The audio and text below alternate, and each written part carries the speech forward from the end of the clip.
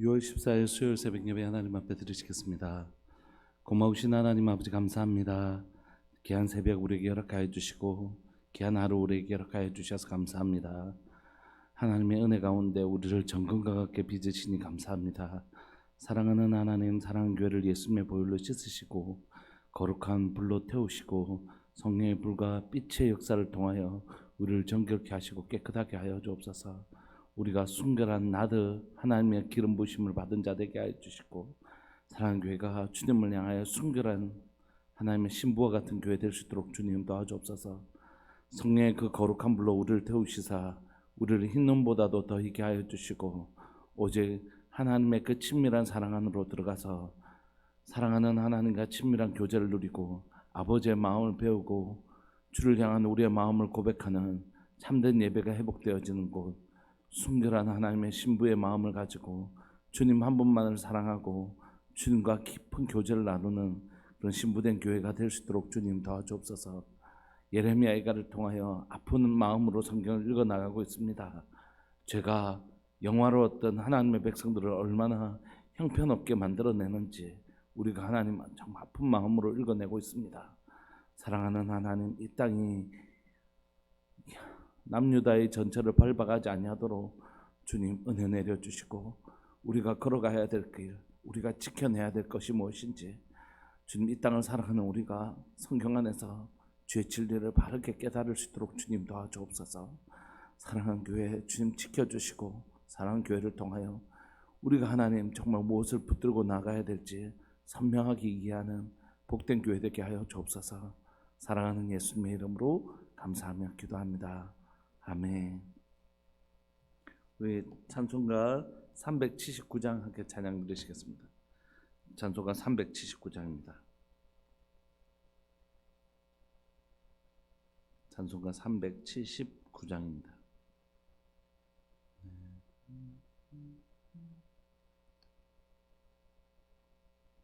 379장. 내 갈 길 멀고 밤은 깊은데 빛 대신 주 저 본향집을 향해 가는 길 비추소서. 내 가는 길 달지 못하나 한 걸음씩 늘 인도하소서.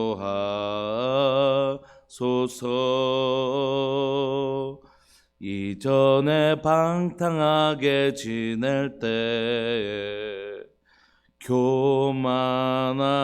교만하여 맘대로 고집하던 이제인 사소서. 내 지은 죄 다 기억 마시고 주 뜻대로 늘 주장하소서.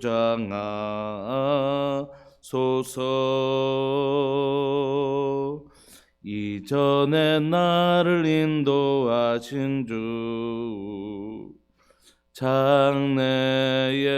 장래에도 내 앞에 험산 줄령 만날 때에 또 우소서.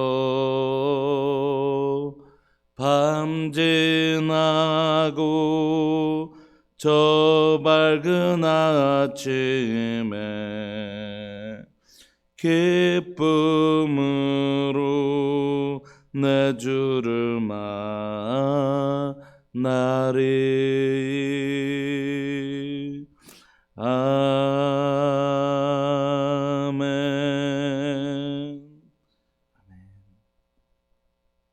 우리 하나님의 말씀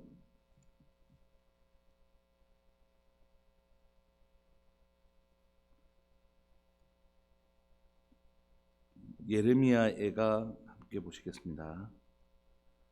예레미야애가 4장 1절부터 10절까지입니다. 예레미야애가 4장 1절부터 10절까지입니다.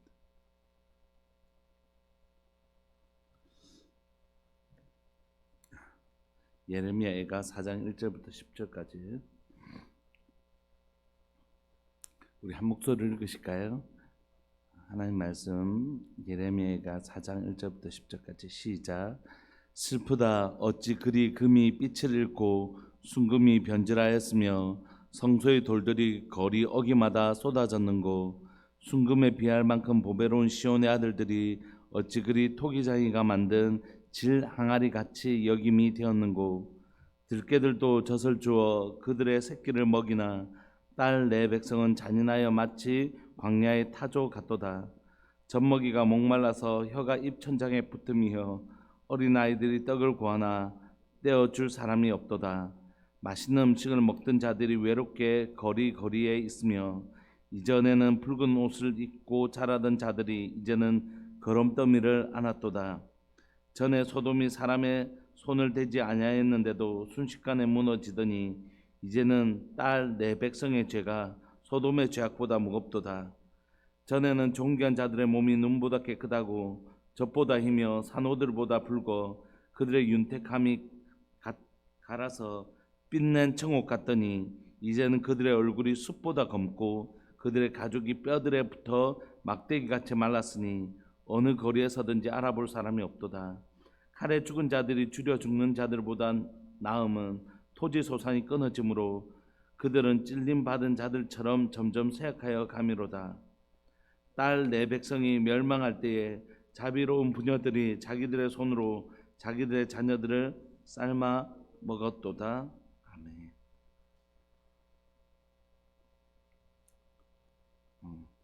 오늘 우리가 예레미야가 노래를 계속 살펴보면서 읽어내기가 참 힘든 것 같습니다. 읽어내기가 참 힘든 건 남유다의 멸망 가운데 이런 일이 있었고 예수님 십자가에 죽으시고 부활하시고 승천하신 다음에 예루살렘 성이 무너질 때 로마에 의해서 무너질 때 똑같은 일이 일어났습니다. 그 두 번의 예루살렘이 무너졌지 않습니까? 예루살렘 성이 역사 가운데 딱 두 번 무너지는데 한 번은 바벨론에 의해서 무너지고 한 번은 로마에 대해서 무너지는데 이 두 번 다 죄악 때문에 무너지지 않습니까? 이 죄악으로 인하여 이 땅이 무너질 때에 정말 똑같은 사건, 똑같은 마치 그 영화를 다시 한 번 더 트는 것 같이 그 역사 가운데 똑같은 일이 반복되었어요. 이렇게 충격적인 일들이 남유다의 멸망 가운데 있었고 예루살렘 성이 무너질 때 있었습니다. 그리스도인으로서 그 시대를 살아가는 책임이라는 게 있잖아요. 제가 제 인생에 대하여 내가 나는 어떤 삶을 살아가야 될까 할 때 제 인생에 대하여 제가 책임져야 되고 저희 가정에 대하여 제 아버지로서 저희 또 한 아내의 남편으로서 제가 살아가야 될 책임의식이 있고 또 목회자로서 나는 어떤 사람으로 이 교회의 목사로서 목회자로 살아가야 되나 또 있지만 뭐 그렇게 거창하게까지 얘기합니까 할지 모르지만 그럼에도 불구하고 저는 제가 하나님께서 다른 시대에 살 수도 있게 하실 수 있잖아요. 1980년대 목회자가 될 수도 있고 1990년대 목회자가 될 수도 있는데 저를 이 시대의 목사로 살아가게 하시는 이 시대에 이 나라 민족의 목사로 살아가게 하시는 이유라는 게 있지 않습니까? 예레미야를 이사야 시대의 선지자로 하나님께서 부르실 수도 있는데 하나님 예레미야를 남유다가 멸망하는 시점에 선지자로 부르셨잖아요. 예레미야는 그 시대를 살아가야 되는 이유가 있는 사람이었어요. 그리스도인은 바로 그런 사람이라고 생각해. 내가 살아가는 시대에 하나님은 나를 왜 이 시대를 살아가게 하는 그리스도인으로 나를 부르셨을까 하는 것입니다. 그래서 이제 어제도 이제 우리 성도님들을 11시에 예배 기도해야 하는데 오셔서 함께 예배를 드리고 나서 잠시 교제를 나누면서 그런 얘기 했어요. 오늘 제가 사용하는 이 주일 본문을 선택할 때 그냥 제가 성경을 읽다가 은혜 받은 또 이번 주에는 이 본문으로 설교해야지 이렇게 설교할 수도 있잖아요. 그런데 매번 하나님 어떤 본문으로 설교를 할까요? 이제 이게 사실 제일 고민이에요.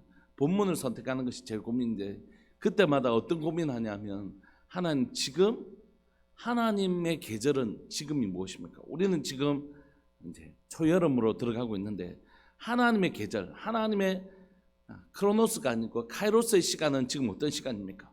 그 하나님의 계절은 어떤 계절이고 지금 나는 그 계절에 어떤 말씀을 선포해야 됩니까? 하는 그런 질문들이 제 안에 늘 있거든요. 지난주에 우리가 성령께서 오시면 자녀들은 예언할 것이고 청년들은 환상을 보고 아비들은 꿈을 꾸는 하나님이 하나님의 마음에 기쁜 것까지라도 통달하신 성령님을 우리에게 보내주신 것은 하나님의 마음을 우리에게 전달하시는 것이고 우리 안에 계신 성령께서 말할 수 없는 탄식으로 하나님께 우리의 마음을 아뢰는 하나님과 우리의 마음이 이렇게 인격적 교제가 일어나기 위해서 성령께서 우리에게 오셨다고 말씀드리잖아요. 이 설교를 이 시점에 하기로 결정했던 이유는 뭐냐면 지금이 그런 계절이라고 믿기 때문입니다. 하나님이 우리를 하나님의 그 친밀한 예배 가운데로 데려가는 시점이라고 믿기 때문에 그래서 수요 예배나 금요철 할 때 우리가 열심히 기도하지만 마치고 또 함께 방송이 꺼지고 나면 우리가 다시 손을 잡고 뜨겁게 기도하는 이유가 지금은 그런 계절이라고 믿는 것이. 그리고 낮에도 계속해서 우리가 몸이 지치더라도 정말 온 힘을 다해서 또 예배하고 또 예배하는 이유는 뭐냐면 지금은 하나님과의 친밀한 교제, 그 예배가 회복되는 계절이라고 믿는 것이기 때문입니다. 여러분들 가정에서도 유튜브나 뭐 찬양을 틀어놓고 하나님 앞에 잠잠히 성령께서 내 마음을 만지시는 막 그냥 내 의지와 내 열정으로 드리는 예배 잠시 내려놓으시고 하나님의 영이 내 가운데 막 오셔서 역사하시는 체험들, 하나님 오셔서 내 마음을 만져주시고 하나님의 마음의 깊은 곳을 내게 가르쳐 주십시오. 하나님과의 정말 친밀한 교제가 일어나는 그런 예배 있잖아요. 목사님 그런 예배가 뭔지 잘 모르겠습니다. 아니 알아요. 우리가 어떤 사람을 만났을 때 그분의 친밀함을 마음을 서로 교제한 교제가 있고 그냥 안녕하세요 이렇게 형식적인 인사만 하고 탁 끝날 그런 관계가 있잖아요. 그러니까 금방 알아요. 우리의 예배가 형식적인 예배인지 친밀한 예배인지 그거 금방 알 수 있거든요. 그래서 그런 예배를 드려야 될 때라고 믿는 것입니다. 그것이 그 시대를 살아가는 사람들에게 주어진 반드시 질문이어야 된다고 생각해요. 예레미야가 가지고 있었던 질문은 뭐였냐면 남유다의 멸망 가운데 슬퍼하면서 이 슬픔의 원인들을 그리고 슬픔의 모습들의 슬픔을 이 고통을 보내면서 이 슬픔의 원인, 이 고통의 원인뿐만이 아니라 이 고통을 직면하는 것이 얼마나 다음을 위해서 필요한지를 지금 보여주고 있습니다. 이 어려움을 극복하는 데만 집중하지 않고 이 어려움을 그냥 직면하는 것이 이게 왜 필요하냐면 1절에 보시면 슬프다 어찌 금이 빛을 잃고 순금이 변질하였으며 성소의 돌들이 거리 어기마다 쏟아졌는가. 여러분 금이 빛을 어떻게 잃을 수 있고 순금이 변질할 수 있습니까? 순금은 변질하지 않기 때문에 순금이라고 하는 것이잖아요. 그러니까 순금은 뜨거운 불에 들어가면 더 정금처럼 되는 것이지 순금은 변질되어지면 그게 순금이 아니지 않습니까? 그런데 이 순금이 변질되어지고 금이 빛을 일어나는 현상이 생겼다는 것이 이 그럼 순금은 뭘까? 뒤에 설명하고 있습니다. 두 번째는 성소의 돌들이 거리 어기마다 쏟아졌습니다. 성소에 있어야 될 돌들이 왜 나와 있습니까? 무너졌기 때문이죠. 무너져서 그 돌들이 성 밖으로 다 나와버린 것입니다. 요 금과 성전의 모양들은 무엇을 의미하냐면 2절에 이스라엘 백성들, 남유다 백성들을 의미하는 것이 2절에 순금에 비할 만큼 보배로운 시온의 아들들이 어찌 그리 토기장이가 만든 질 항아리 같이 여김이 되었는고. 여러분 이스라엘 유대 사람들에게는 질 항아리는 너무너무 흔한 것이었어요. 그래서 깨어지면 고쳐 쓰는 게 아니라 그냥 깨어 버리는 것입니다. 그 깨어서 그냥 깨어진 게 있으면 우리는 뭐 이렇게 그릇을 근데 이건 그냥 깨어서 버려버립니다. 그러니까 지금 이 순금의 이미지 그리고 성소의 돌들이 원래는 이스라엘 백성들이 뭐였다고요? 성전의 돌과 같이 존귀한 자들이었다는 것이. 그런데 그런 존귀한 자들이 변질되어지고 무너져서 쏟아져 내어버린 돌질 항아리 같이 되어버렸다는 것입니다. 그러니까 여러분 우리가 알 수 있는 것은 뭐냐면 이 순금이라고 생각했던 이 이스라엘 백성들이 사실 순금이 아니었고 도금되는 상태로. 순금이었으면 변질되지 않았을 텐데 그냥 밖에만 번들어하게 도금되어 있으니까 이게 끓어버리니까 그 순금이 빛을 잃고 변질된 모양이 나타난다는 것이. 이게 너무 무서운 일이죠. 밖으로 봐서는 잘 모르겠는 거예요. 밖으로 봐서는 이 사람이 순금인지 도금인지 잘 모르겠는 것이. 그런데 시간이 지나고 닳고 달아보니까 어려운 환경에 직면해 보니까 순금인지 정금인지 드러나기 시작한다는 거죠. 오늘 코로나 시대를 통과해 우리가 지금 지나가고 있는데 이제는 코로나의 어떤 영향은 그 질병적인 영향은 우리가 잘 느끼지 못하는 것 같습니다. 그러나 여전히 그 경제적인 여파는 그대로 있고 또 영적인 여파도 좀 그대로 있다고 저는 생각합니다. 그런데 이 시대를 살아가면서 교회가 이제 교회 안에 많은 분들이 교회를 떠났단 말이에요. 많은 분들이 교회 떠나고 그런 일들이 일어났는데 이런 시간들을 통해서 우리 안에서 뭐가 드러나기 시작하냐면 교회를 나오지 못하고 예배를 제대로 드릴 수 없고 전과 같은 신앙생활을 할 수 없는 그 시간들을 통과하면서 우리가 근데 전에는 다 금색이었는데 그 시간들을 통과하면서 어려운 시간들을 통과하면서 우리 가운데 이 정금인지 도금인지가 드러나기 시작하더라는 거죠. 저희 아내하고 저하고 이제 기도하면서 저희 가운데 갑자기 탁 떠올랐던 예전에 한참 전에 한 몇 년 전에 우리에게 떠올랐던 생각이 있는데 뭐냐면 하나님이 우리 사랑하는 교회의 모든 가정들을 한 가정 다 만지고 계신다라는 생각을 우리가 하게 된 것이에요. 왜냐하면 저 가정이 어려움이 있어서 상담하러 와서 열심히 기도하고 나면 그 문제가 해결되면 또 저 가정에서 찾아오고 또 저 가정에서 기도하면 또 저 가정에 찾아오고 또 이렇게 하면서 이러다가 우리 교회에 이 한 번쯤 인생이라는 게 그렇다고 얘기하는지 모르지만 그 시기부터 지금까지 해서 한 3년 동안 어려움을 겪지 않은 가정이 한 가정도 없을 정도로 그 가정들마다 하나님의 다루심이 있더라는 것을 고백하게 되는 것이죠. 여전히 그 어려움 중에 지금 계시는 분들도 많이 계시잖아요. 그러면서 저희 안에 열심히 그 가정들을 위해서 기도하고 상담도 하고 그렇게 하면서 우리가 무엇을 고백하게 하냐, 저희 입술로 무엇을 고백하게 하냐면 하나님 지금 우리를 정금과 같게 빚고 계시는구나. 우리 속에 오늘 지금 이스라엘 백성들은 오히려 정금인 줄 알았는데 사실은 그들이 안에 부패되어져 있는, 안에는 밖만 번지르했지 안에는 생명력이라고는 없는 부패와 죄로 인하여 가득 찬 모습들을 보였다라면 하나님 저희들을 그 고난 속에 그 고난을 믿음으로 이겨나가는 그 시간들을 통하여 우리 속에 있었던 하나님만 신뢰하지 못하고 다른 것을 의지하며 살아갔던 우리의 마음속에 있는 불순물들을 다 태우시고 소멸하시는 그 고난을 통하여 정말 주님 한 분만 바라는 사람들로 우리를 빚어가고 계시는구나라는 것을 우리가 고백하게 되더라고요. 그래서 어떤 분이 어려움을 겪고 있으면 그분을 위해서 기도할 때 하나님 어떤 소망을 막 주시는 거예요. 하나님께서 저 가정을 이 어려움을 통과하면서 정금과 같게 빚으시는구나. 순결하게 하나님 한 분만 바라볼 줄 아는 가정으로 만드시는구나. 이 시간들을 통과하면서 하나님은 마치 세상의 마지막에 있을 심판 같은 마음들을 저에게 주세요. 지금이 그런 때라는 것은 아니고 그때도 하나님의 심판의 때가 오면 정말 정금과 그렇지 않은 그런 분리가 일어나겠구나.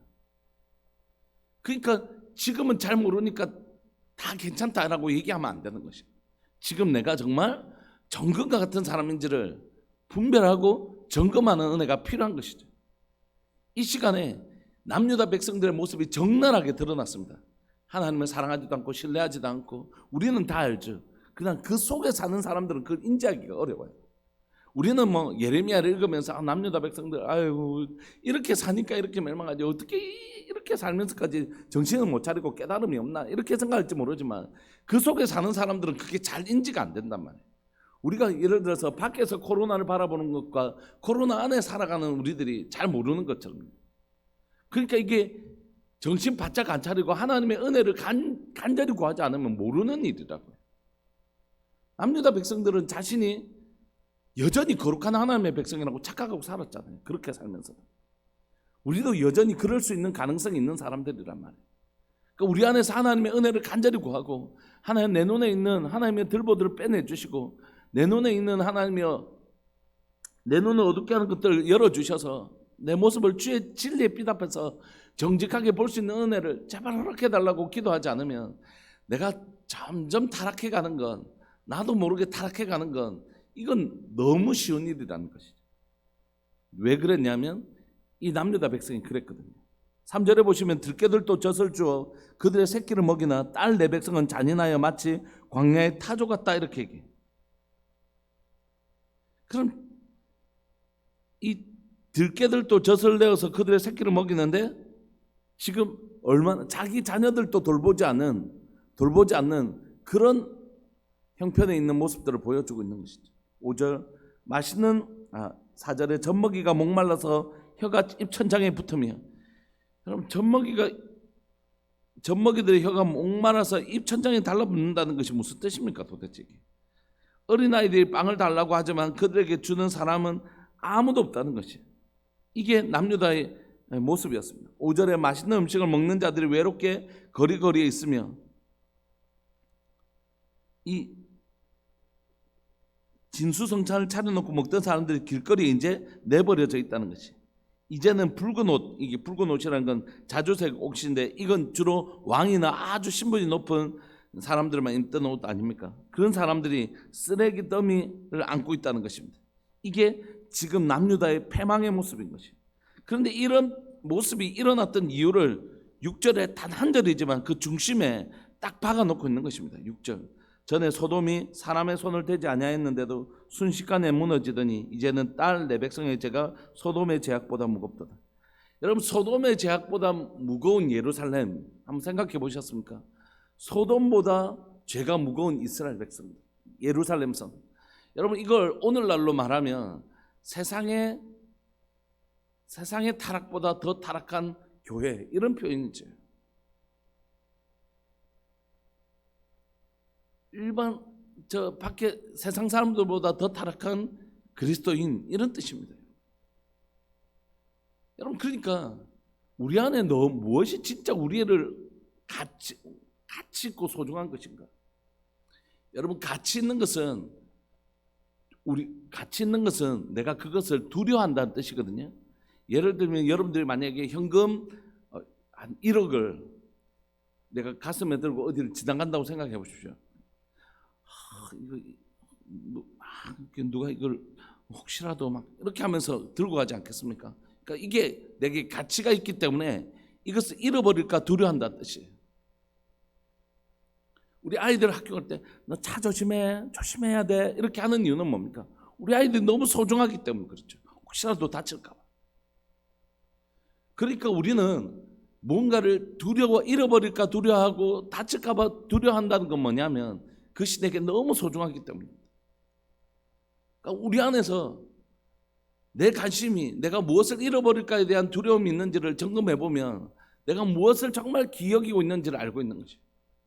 내 신앙 잃어버릴까 봐, 내 하나님의 임재를 잃어버릴까 봐, 나와 함께 하시는 하나님의 그 동행을 잃어버릴까 봐, 그게 늘 두려운 사람들.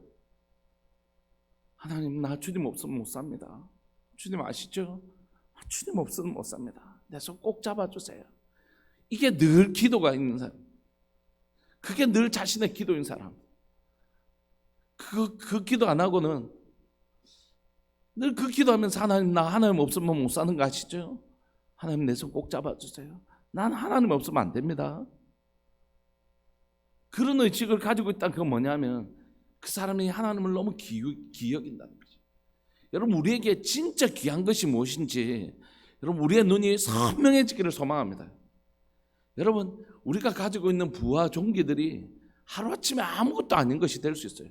이스라엘 백성들이 가지고 있었던 시온의 순금에 비할 만큼 보배로운 시온의 아들들이 오늘 3절부터 5절까지 들깨만도 못하고 길거리 쓰레기 때문에 안고 있는 사람으로 전락한 건, 그들이 질그릇 같은 그 인생들이 자신 안에 있는 보배로운 주님을 버렸기 때문이에요. 여러분, 그러니까 그런 것들을 부러워할 이유가 하나도 없습니다. 세상의 영광은 한순간이고 하루아침에 어떻게 되는 건 아무것도 아니야. 한 나라의 대통령이었던 사람이 감옥에 들어가고 그런 것이 한순간이잖아요. 그게 중요한 게 아닙니다. 진짜 소중한 건 뭡니까? 우리 주님이라고. 우리 주님을 모신 자인가? 우리 주님을 모신 자인가 하는 것이. 근데 우리 주님이 우리를 떠날 때가 계신단 말이에요. 그건 뭡니까? 죄 때문에 그런 거죠. 내가 팔이 짧아 너를 구원하지 못함이 아니라고. 제가 너와 나 사이를 가리웠다고 그러죠. 그러니까 이 하나님을 존귀 여기는 사람들의 특징은 뭐냐면 죄 짓는 것이 두려운 것이. 왜냐하면 하나님 없이는 난 못 살거든요. 근데 이 죄가 하나님과 나 사이를 가리우고 하나님을 인식하지 못하게 만들어버리거든요. 그러니까 죄 짓는 것이 두려운 것이죠. 죄를 지으면 얼른 하나님 앞에 나아가는 힘이 그에게 있는 것이. 우리가 다 완전하지 못해서 우리의 삶을 살아갈 때에 죄를 짓더라도 이 사람은 죄를 묵상하거나 막 이렇게 하지 않습니다. 나의 죄를 용서하실 분은 오직 하나님뿐이시고 그분 앞에서만 이 죄 문제가 해결될 수 있다는 사실을 너무너무 잘 알기 때문에 그 하나님과의 관계가 한순간이라도 무뎌지는 것이 너무 두렵기 때문에 죄를 짓는 순간 얼른 달려가서 하나님 내가 잘못했습니다. 사람들과의 관계 속에서도 내가 집사님 제가 죄송해요. 제가 잘못했어요. 이런 말을 사람이 자존심이 없어서 쉽게 할 수 있는 게 아니라 사람과의 관계가 흐트러지면 뭐라고요? 그 사람과 먼저 사화하고 서로 화해하고 와서 내한테 예배드리라 하는 그 말씀. 왜냐하면 사람과의 관계가 하나님과의 관계에 영향을 끼치기 때문이죠. 그래서 그 사람 앞에서 내가 자존심이 없어서도 아니고 그 사람 앞에 내가 죄를 짓지 않아서도 아니라 억울한 게 없어서 그런 게 아니라 내 하나님과의 관계가 너무 소중하기 때문에 그냥 내가 숙일 마음이 생기는 것이. 내가 이렇게 그냥 내 자존심 한번 숙여서 내 하나님과의 관계가 회복될 수만 있다면 뭐 그 대수라고. 이렇게 하나님을 존귀 여기는 사람은 그렇게 살 수 있는 힘이 있다는 것이. 아이고 집사님 내가 잘못했다. 내가 말을 지혜롭지 못하게 했던 것 같다. 사실 저 사람이 더 막 신경질 내고 그랬는데 아이고 내가 다음에는 집사님 더 지혜롭게 말할 수 있도록 조심할게. 미안하다. 마음 풀어라. 이렇게 할 수 있는 힘은 이 사람의 인격이 다듬어져서이기도 하겠지만 하나님과의 관계가 그에게 너무 소중하기 때문에 결국 여러분 이 죄를 미워할 수 있는 힘은 뭐냐면 하나님을 사랑하는 힘과 죄를 미워하는 마음은 늘 동일한 크기를 가지고 있는 것이에요. 그래서 우리에게 진짜 소중한 건 뭔가? 하나님이잖아. 그래서 하나님을 소중히 여기는 사람은 죄 짓는 것을 두려워하는 것입니다. 그때 이 사람은 하나님을 존귀 여기고 하나님을 소중히 여기는 사람을 하나님 어떻게 하신다고요? 소중히 여기고 존귀하게 여기신다. 그러나 하나님을 존귀하게 여기지 않고 죄 짓는 것에 대하여 자신을 얼마든지 허락하는 사람, 죄에 대하여 자신을 얼마든지 허락하는 사람은 하나님은 내게 하나님 뭐 계시든지 안 계시든지 그건 내 별 중요하지 않아. 이렇게 말하는 것과 똑같잖아요. 그런 사람을 하나님도 나도 너 내게 소중하지 않다. 7절에 전에는 존귀한 자들의 몸이 눈보다 깨끗하고 젖보다 희며 산호들보다 붉어 그들의 윤택함 같아서 빛낸 청욱 같았던 존귀한 사람들이었는데 이제는 그들의 얼굴이 숯보다 검고 그들의 가죽이 뼈들에 붙어 막대기같이 말랐으니 어느 거리에서든지 알아볼 사람이 없게 된 것입니다. 칼에 죽은 자들이 주려 죽은 자들보다 나음은 토지 소산이 끊어짐으로 그들은 찔려받은 자들처럼 점점 쇠약하여 가미로다. 그렇겠죠. 진짜 칼에 찔려 죽은 사람이 낫지 않았겠습니까? 굶어서 죽는다는 것. 10절에 딸 내 백성이 멸망할 때 자비로운 부녀들이 인정 많은 사람들, 정말 자비로운 사람들인데 자기들의 손으로 자기들의 자녀를 삶아 먹을 정도로 정말 부패하고 폐역하고 고통스러운 현장을 지금 이 예레미야 애가가 경험하고 있는 것입니다. 사랑하는 여러분, 이 시대를 살아가는 그리스도인 우리에게 주님은 오늘 무슨 얘기를 하고 싶어 하실까? 그래도 우리하고 예레미야 애가하고는 목사님 상황이 다르죠. 그런 것일까? 아니면 오늘 이 예레미야 애가와 우리가 살아가는 환경이 비슷해서 이 본문을 그대로 읽어내도 되는 것일까? 이런 질문이 있는 거지. 환경이 다른데 무조건 그 본문을 오늘 시대에 그대로 접목해서 읽는 거는 그 상황을 이해하고 오늘날에는 무슨 의미입니까? 이렇게 받아들여야 된다고 말씀드렸잖아요. 1차 독자가 어떻게 이해하는지. 근데 저는 예레미야 이가를 읽어내면서 큰 차이가 있지 않을 수도 있겠다 이런 생각을 하는 거예요. 어제도 제가 알았던 사람들, 제가 아는 사람들, 그분들 소식을 우연히 듣게 되었는데 이혼을 했다는 거예요. 왜? 그 가정이 이혼을 했다고요? 또 어떤 가정도 이혼을 했대요. 또 어떤 가정? 최근에 제가 들은 가정만 해도 한 4가정. 예, 진짜라요. 그런 가정들이 이혼을 하고, 또 제가 주변에서 듣는 지금 제법 많은 사람들이 그 부부 가운데 음란의 문제로 인하여 바람 피워가지고 지금 그 가정을 지켜내기가 힘들다라는 소식을 들으면서 이게 뭐지? 이게 도대체 뭐지? 여러분, 얼마나 많은 가정들이 지금 깨어지고 있는지 모릅니다. 여러분, 이혼율을 우리가 그냥 비율로만 지금 들어서 체감하지 못할 뿐이지 얼마나 많은 가정들이 이혼하고 있는지 몰라요. 그리고 그 이혼의 원인에는 대부분 바람피운 음란함이 있는 것입니다. 간통죄가 이제 형법으로 다루지 못하고 그게 민법으로만 그냥 손해배상하는 수준에만 머물러 있는 이런 나라가 되어버리고 나서 이 나라 안에 어떤 일이 일어나고 있는지 모릅니다. 우리가 사는 세상이, 우리가 지금 이 땅에서 우리의 모습이, 여러분, 남유다보다 죄를 덜 짓고 있다고 정말 생각하시는 건가요? 하나님 남유다의 모습을 보면서 너희들 소돔보다 더 죄 짓고 있다 이렇게. 그런데 남유다 백성은 그렇게 생각했을까요? 아이고, 무슨 말씀이세요? 오늘 우리는 새벽에 오늘 또 상번제 드렸는데, 아침 저녁으로 드리는 상번제를 드렸는데, 물론 이쯤에 가면 한 번밖에 안 드렸지만, 목사님 하나님 무슨 말씀이세요? 우리가 새벽 예배를 이렇게 드리고 있고, 한국교회가 금요철야도 하고 있고, 이렇게 지금 코로나 이후로 얼마나 많은 대형 집회들과 많은 수련회를 지금 준비하고 있는데 그렇게 얘기하실까요? 그렇게 어렵다고 생각해요.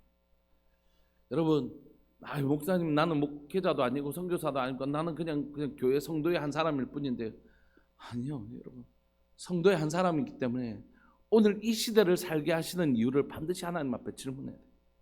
그리고 내가 하나님 앞에 어떤 기도를 하기를 원하시는지, 오늘 내 삶이 어떤 삶을 살기를 원하시는지, 오늘 우리 교회는, 이 시대를 살고 있는 우리 교회는 어떤 모습으로 이 시대를 살아내야 되는지를 반드시 질문하고 그것에 대하여 하나님 앞에 거룩한 반응을 해 보여야 될 때라고 생각합니다. 저는 지금이야말로 회개하고, 우리의 죄를 정말 회개하고, 어떻게 해요? 흰 눈보다 더 씻어주시는 그 보혈의 은혜 앞에서 정말 철저하게 회개하고, 다시 우리에게 허락해 주시는 하나님과의 친밀한 교제, 이 고통의 시간을 통과한 그 남은 자들이 돌아와서 다시 성전을 짓는 것처럼, 성전은 건물이 아니잖아요. 그러나 하나님과의 관계 회복을 의미하는 것입니다. 그런 시간들을 준비하고 해나가야 된다고 생각합니다.